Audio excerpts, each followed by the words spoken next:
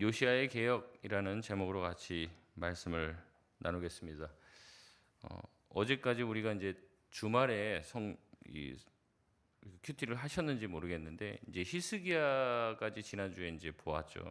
히스기야의 아들인 므낫세에 대해 이르러서는 아버지 히스기야의 길을 쫓지 못하고 므낫세는 오히려 악한 왕이다. 그리고 열왕기서의 평가에서 보면은 이 유대 왕 중에서 정말로 최고로 악한 왕이었다. 그것보다 더 악한 왕이 없다는 평가를 들을 정도로 악한 왕이었습니다. 그리고 므낫세가 죽자 그의 아들 아몬이 왕이 되었는데 그 아몬 역시 굉장히 하나님 보시기에 악한 왕이었습니다. 그 다음 태어난 게 오늘 본문의 요시야입니다. 요시야가 태어났을 때는 유다의 어떻게 보면 가장 암울한 시기였고 우상 숭배가 아주 만연한, 어떻게 보면 영적으로 보면 아주 극한 흑암의 시대를 살고 있는 그때 태어난 사람이 바로 요시야입니다. 이 요시야는 1절 말씀에 보면 몇 세의 왕이 되었다고 얘기합니까? 8세, 불과 8살의 나이로 왕위에 올랐습니다. 주변은 우상 숭배로 가득했고 깊은 영적인 어둠이 있었으며 그를 바른 길로 인도해 줄 사람들은 보이지 않았습니다. 그럼에도 불구하고 요시야는 자기의 증조 할아버지였던 히스기야가 했던 종교개혁을 다시 이루어내며 나라를 새롭게 하고 하나님께로 백성들을 이끄는 귀한 일을 했다는 것이죠. 오늘은 요시야 통치 시기를 이제 세 부분 정도로 나누어서 살펴보면서 요시야가 어떻게 나라를 새롭게 하고 극한 흑암의 시대, 그리고 자기의 나이가 8살에 왕으로 등극해서 8살 왕이 할 수 있는 게 뭐가 있겠습니까? 그럼에도 불구하고 그가 어떻게 나라를 개혁시키고 새롭게 하였는지를 우리가 살펴보면서 우리도 될 수 없다고 하는 상황 가운데서도 하나님이 기뻐하시는 믿음과 신앙과 공동체를 세워나갈 수 있는 저와 여러분 되시길 바랍니다. 먼저 첫 번째 단계는 그가 8살의 왕위에 즉위하여 16살 때까지 어떤 통치를 했는지에 관한 내용입니다. 우리 3절 말씀 우리 같이 한번 읽겠습니다. 우리 3절입니다. 시작. 아직도 어렸을 때 곧 왕위에 있은 지 8년에 그의 조상 다윗의 하나님을 비로소 찾고 제12년에 유다와 예루살렘을 비로소 정결하게 하여 그 산당들과 아세라 목상들과 아로새긴 우상들과 부어 만든 우상들을 제거하여 버리매. 아멘. 왕위에 있은 지 8년이 되었다고 얘기를 합니다. 이제 8살에 즉위하고 그 이후에 8년이 되었다고 얘기하니까 지금 요시야의 나이는 몇 살입니까? 16살이죠. 어떻게 보면 중학생, 이제 고등학교 1학년 정도 되는 나이입니다. 이때 비로소 다윗의 하나님 여호와를 찾기 시작했다라고 얘기를 하고 있습니다. 왜 특별히 다윗의 하나님 여호와라고 얘기를 할까요? 이게 우리가 종교개혁의 날을 맞이하여서 우리가 종교개혁 기념주의를 지키는 것과 같습니다. 우리가 16세기 종교로 돌아가자는 게 아닙니다. 종교개혁이 15세기, 16세기에 있었는데 이 16세기의 종교로 과거로 회귀하자는 얘기가 아니죠. 그 16세기의 종교개혁자들이 성경으로 돌아가자, 교회의 전통에 얽매이지 말고 제도에 얽매이지 말고 최고의 권위는 성경이다, 성경으로 돌아가자라고 하는 기치를 내세우며 교회를 변혁시키고 신앙을 새롭게 했죠. 그들을 본받자는 겁니다. 그래서 우리 또한 어떻게 합니까? 성경을 최고의 가치로 여기고 습관을 따라 신앙생활을 하지 말고 우리가 배워왔던 대로 신앙생활을 하지 말고 성경이 뭐라고 얘기하는지를 골똘히 생각하며 내 신앙생활을 갱신하고 변화시키자, 이런 취지로 하는 것이죠. 마찬가지입니다. 다윗의 하나님을 찾기 시작했다라는 말씀을 통해서 다윗이 생각했던 어떠한 하나님이 아니라 다윗이 그렇게 따르고 다윗이 그렇게 사랑했던 하나님을 요시야 또한 찾기 시작했다는 겁니다. 그러니까 다른 어떤 하나님이 아니에요. 자기의 어떻게 보면 선조 중에서 가장 하나님을 사랑하고 뜨겁게 주님을 예배했던 하나님의 마음에 합한 자였던 다윗이 만났던 그 하나님을 만나려고 부르짖은 것입니다. 이것은 단순한 호기심이 아니죠. 다윗과 같이 하나님을 사랑하고 싶은 거예요.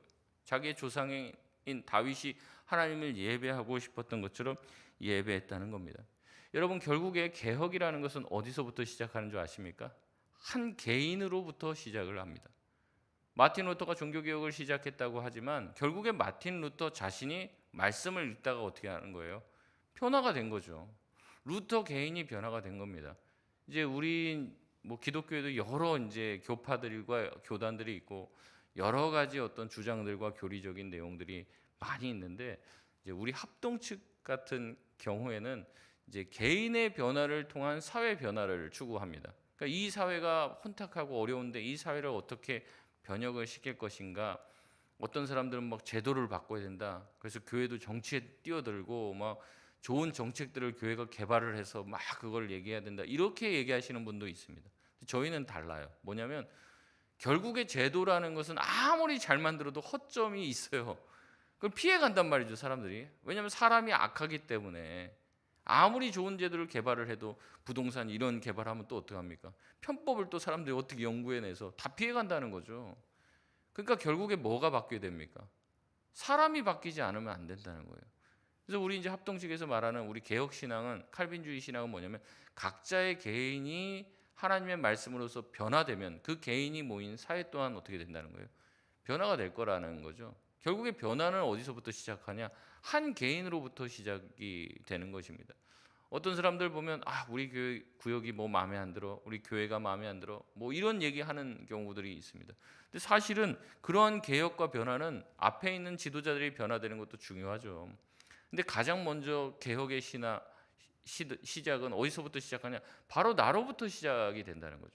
내가 변화되고 내가 갱신되는 것에서부터 개혁이 시작이 되는 것입니다. 나 자신이 변하지 않은 거예요. 어제 우리 박재훈 목사님 말씀도 들으셨겠지만 우리 자신 자체가 악하고 변화되지 못해 있기 때문에 어떻게 보면 전체가 변화되지 않는다는 것이죠. 2절 말씀을 보면 요시야는 다윗이 갔던 길, 그의 조상 다윗이 행한 길, 곧 여호와께서 보시기에 정직한 길로 걸었으며 좌우로 치우치지 않았다라고 하는 신앙의 순전한 길을 택했다고 얘기를 합니다. 그러므로 영적 개혁은요, 자기의 나이가 연소하다고 나는 뭐 나이가 어리니까 아무것도 할 수 없어, 그것도 아닙니다. 그리고 내 주변에 믿는 사람 하나도 없어, 그래도 상관없습니다. 자기가 하나님의 말씀의 비밀을 깨닫고 나서 주님을 찾고 하나님을 향한 결단을 시작하며 세속적인 가치관과 악한 환경에 살고 있을지라도 신앙의 선배였던 다윗과 같은 사람들이 찾았던 다윗의 하나님 예수 그리스도의 말씀을 붙잡고 전심으로 주님을 따른다면 변화는 나를 통하여 우리 가정과 교회와 우리 사회가 달라질 줄 믿습니다. 두 번째 단계는 무엇입니까? 이제 3절에 계속해서 나오는데요. 제 12년에 이제는 12년이 됐습니다. 그러니까 이제 8살에 즉위를 해서 12년이 지났으니까 이제는 몇 살이 된 거예요? 20년이 이제 된 거죠. 그래서 어떻게 됩니까? 이제는 비로소 유다와 예루살렘을 정결하게 했다라고 얘기를 합니다. 그러니까 처음에는 자기가 하나님을 찾고 이제 16살 때는 하나님을 찾게 되고 이제 12년이 지나게 돼서 어떻게 되는 거예요? 이제는 나라를 정결하게 하는데 우선은 산당들과 아세라 목상들과 우상들을 제거하는 일을 합니다. 자기가 은혜로 충만하게 되고 하나님의 말씀으로 단련되고 변화되게 되니까 이제는 그 은혜가 자기의 내적인 은혜가 외부로 표출되게 되는데 이것이 바로 외적인 개혁을 단행하는 모습으로 달라지게 되는 것이죠. 단순히 자기가 맡고 있는 남유다 지역뿐만 아니라 과거 망했지만 북이스라엘 지역의 땅이었던 므낫세, 에브라임, 시몬, 납달리 지파 우리 6절에서 7절 말씀에 보면 그 지역까지 나아가 그곳에 있는 우상들까지 회파하고 철저하게 무너뜨리는 모습을 보입니다. 제단을 헐고 아세라 목상과 우상들을 찍었으며 우상 숭배자들의 뼈를 불살라 없애버렸습니다. 이것은 우상 숭배의 그 뿌리부터 완전히 뽑아내려고 하는 거예요.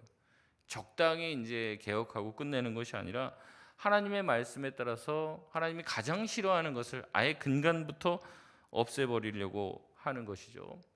앞서 말씀드렸지만 먼저는 누구부터 시작합니까? 이 요시야의 개인적인 신앙의 회복부터 시작하는 것이죠. 그리고 이 신앙의 회복이 왕의 단순한 어떤 한때의 뜨거웠던 열정에서 끝나는 것이 아니라 그것이 바로 나라 전체의 우상을 제거하는 운동으로 확산이 된 것입니다. 우리가 진정으로 하나님을 찾게 되면요, 결국 우리 안에 우상을 보게 되는 것이죠. 우리가 먼저 하나님의 말씀으로 뜨거워지게 되면요, 안 보이던 것이 보이는 거예요. 야, 저거 하나님이 싫어하시는 건데, 이게 보인다는 거죠. 그전에는 잘 안 보입니다. 근데 은혜 받게 되면, 야, 이거 하나님이 싫어하시는데, 이런 감각이 돌아오게 됩니다. 그래서 수련회 갔다 오고 은혜 충만하게 받고 막 이러면 이제 그런 생각들이 드는 거죠. 저 같은 경우도 수련회 갔다 오고 은혜 충만하게 받으면 집에서 TV 켜기가 막 어려운 거예요. 야, 이거 TV 보는 게 아니라 이때 전도해야 되는 거 아니야? 막 이런 생각이 막 드는 거죠. 뭐 말씀이라도 한 구절 더 봐야 되는 거 아니야? 이런 생각이 드는 거예요.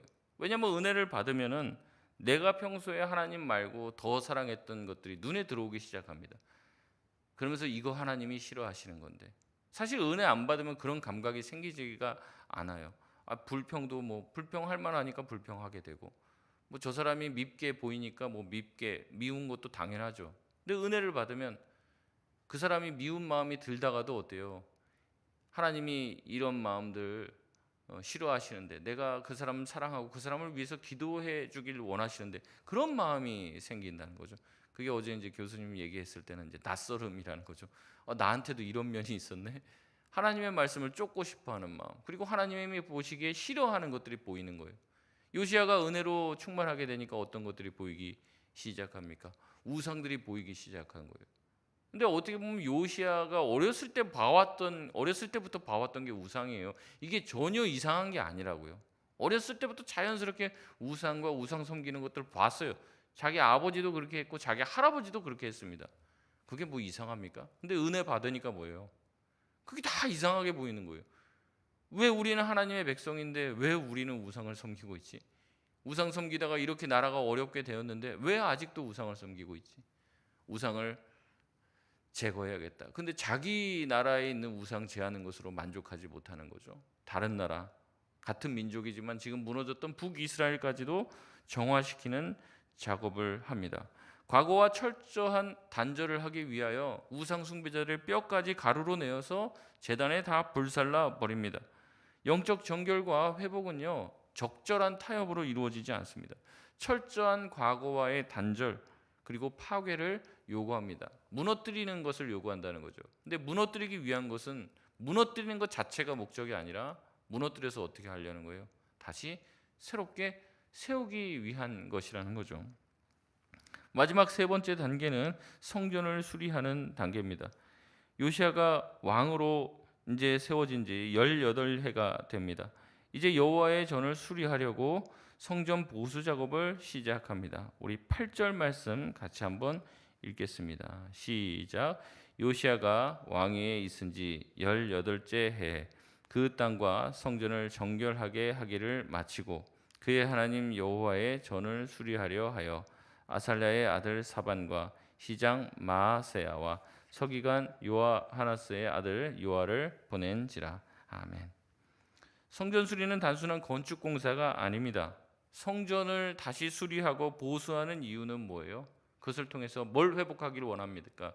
예배를 회복하기를 원하는 거죠. 우리도 이제 예배당, 예배당은 성전이 아니고 이제는 우리가 성전이니까 뭐 이건 건물일 뿐이다. 우리가 그렇게 생각할 수도 있습니다. 그러나 그 건물 안에 우리가 하나님 앞에 기도하고 예배할 수 있는 모든 것들이 잘 구비가 되어야지 우리의 예배가 더 풍성해지고 또 우리가 하나님 앞에 예배하는데 불편함이 없어야 되는 거죠. 우리가 냉난방기 공사도 했지만 이제 그런 거예요. 제일 그때 마음이 좀 그런 게, 물론 우리 잘 기존에 나오시던 성도님들도 뭐 늘 잘 나와 주시니까 감사하지만 이제 새 가족들이 딱 교회 왔는데 들어오자마자 막 왜 이렇게 더워 막 이렇게 얘기하는 거예요. 그럼 죄송하죠. 그러니까 막 덥고 막 그러면은 사실상 예배에 우리가 집중하기 어렵잖아요. 또 너무 춥고 그래도 예배에 집중하기가 어렵고 기도하기가 어려운 거예요. 그러니까 이제 모든 환경들을 잘 구비해야 하는 거죠. 근데 환경을 잘 구비하는 것은 좋은 환경 가운데 우리가 뭐 신앙생활 하려고 하는 건 아니잖아요. 뭡니까? 우리가 더 하나님의 말씀에 집중하고 하나님께 집중하기 위해서 하는 거예요. 그래서 제가 찬양팀 연습할 때도 좀 연습 좀 열심히 하라고 그 얘기합니다. 근데 왜 그러냐면 잘 연주하면 찬양팀이 잘하는지 못하는지 몰라요. 그게 제일 잘하는 찬양팀이에요. 근데 찬양팀이 하다가 틀리면은 다 알아요. 틀리면 다 안단 말이에요. 사람들이 쳐다본단 말이에요. 틀리니까. 반주가 막 엇갈려서 나와요. 그럼 어때요? 시선이 그쪽으로 쏠리게 되면 우리가 온전히 하나님을 찬양하고 가사에 집중하지를 못하는 거예요. 저 왜 이렇게 틀리지? 뭐가 이렇게 안 맞지? 그런 게 들어오기 시작하면 하나님께 집중하지 못하는 거예요. 그러니까 제일 좋은 반주는 뭐예요? 반주하는지도 모르고 반주하는 거.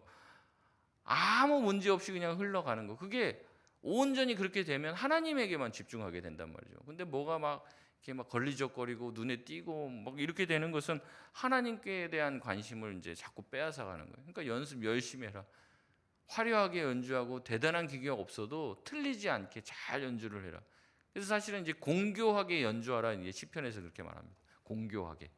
공교하게라는 게 이제 영어로 하면 스킬풀인데 아주 기술적으로 완벽을 추구하면서 연주하라는 거예요. 왜냐하면 그렇게 하지 않고 자꾸 틀리고 자꾸 튀고 이러면 어때요? 하나님을 향한 시선을 뺏기 때문에 그렇습니다. 성전을 보수하고 성전을 온전히 회복하는 일도 마찬가지입니다. 예배를 드리며 하나님께 집중하기 위한 단순한 건축과 보수 작업이 아닌 영적인 작업이라는 거죠. 그래서 교회의 시설을 보수하는 것은 단순히 그냥 시설 보수가 아닙니다.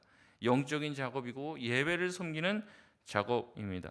요시야는 책임 있는 일꾼들을 세웁니다. 서기관, 사방과 감독관들을 세워서 성전 수리를 맡깁니다. 이 성전 보수의 작업에 참여한 사람들은 단순히 일을 하지 않습니다. 우리 12절 말씀 한번 같이 읽겠습니다. 시작. 그 사람들이 성실하게 그 일을 하니라. 그의 감독들은 레위 사람들 곧 므라리 자손 중 야핫과 오바다요, 그와 자손들 중 스가랴와 무술람이라. 다 그 일을 감독하고 또 악기에 익숙한 레위 사람들이 함께 하였으며. 아멘. 12절 처음에 보니까 어떻게 그 일을 감당했다고 합니까? 성실하게.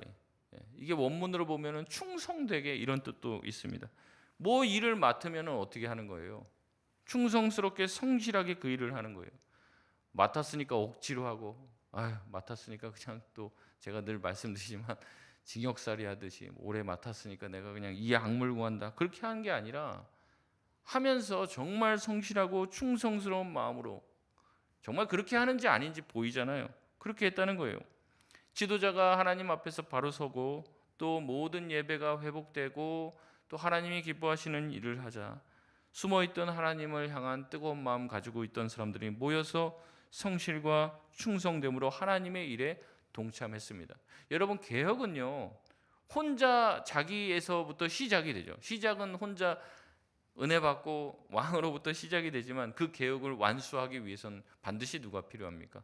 함께 왕을 도와서 성전을 세우고 함께 하나님의 일에 동참할 수 있는 동역자가 필요합니다. 물론 여기 새벽기도에도 저 혼자 나와서 기도해도 되죠. 하나님이 한 사람이 기도는 안 들으십니까? 그렇지 않죠. 그런데도 우리가 함께 이렇게 나와서 기도해 주시고 함께 동역하고 합심할 때 하나님께서 더 기뻐하시는 줄 믿습니다. 곳곳에 기도하는 사람들이 더 많아져야 되는 거죠. 충성스럽게 맡은 일을 성실하게 감당하는 사람들이 많아질 때 어떻게 됩니까? 교회가 온전히 세워지고 하나님께 드리는 예배가 더욱더 풍성해지는 줄 믿습니다. 여러분, 이것을 우리 현대적으로 적용하면 어떻습니까? 이제는 단순히 성전 보수 작업이 아니라 이제는 뭐가 되는 거예요? 우리가 바로 하나님의 성전이죠. 그렇기 때문에 우리가 하나님께서 계시는 성전이며 우리가 모인 곳이 바로 교회입니다. 나 자신 혼자가 깨끗해지고 나 자신 혼자가 하나님 앞에 예배하는 것 중요합니다. 그것도 중요하지만 동시에 우리가 함께 모여서 하나님을 찬양하고 예배하는 것 또한 중요하다는 거죠. 세월이 지나가고 사람들이 바쁘다고 얘기하고 개인적인 일들로 분주하는 이때 우리가 더욱 모여서 함께 기도해야 될 줄 믿습니다. 더욱 모여서 하나님을 찬양하고 감사하고 하나님의 은혜를 더욱더 풍성하게 나눌 때 나로부터 시작된 은혜가 나에게서 멈추는 것이 아니라 우리의 공동체, 구역, 또 우리의 교회 전체를 바꾸게 될 줄 믿습니다. 말씀을 마치겠습니다. 요시야 왕이 등극할 때는 어린아이였습니다. 그리고 그의 환경은 정말로 악하고 어떤 희망조차 보여지지 않는 그런 환경에서 그는 시작했습니다. 그러나 나이가 차고 하나님에 대한 감각이 살아나게 됐을 때 그는 주님을 찾고 주님을 부르짖고 왕으로서 내가 해야 될 역할이 무엇인지 방향을 찾게 되어서 자기의 조상이었던 다윗이 찾던 주님, 그 하나님을 찾으며 성전을 정화하고 종교를 개혁하며 온 백성이 하나님께 나아갈 수 있도록 인도하는 역할을 했습니다. 여러분 자신의 기도에서부터 시작이 됩니다. 어떤 대단한 것이 아니라 여러분 자신이 변화될 때 우리의 가정과 교회가 변화될 줄 믿습니다. 이것을 다시 한번 기억하고 우리의 환경을 탓하는 것이 아니라 하나님의 위대하심을 바라보며 날마다 승리하며 변화를 꿈꾸는 저와 여러분 다 되시길 주님의 이름으로 축원드립니다.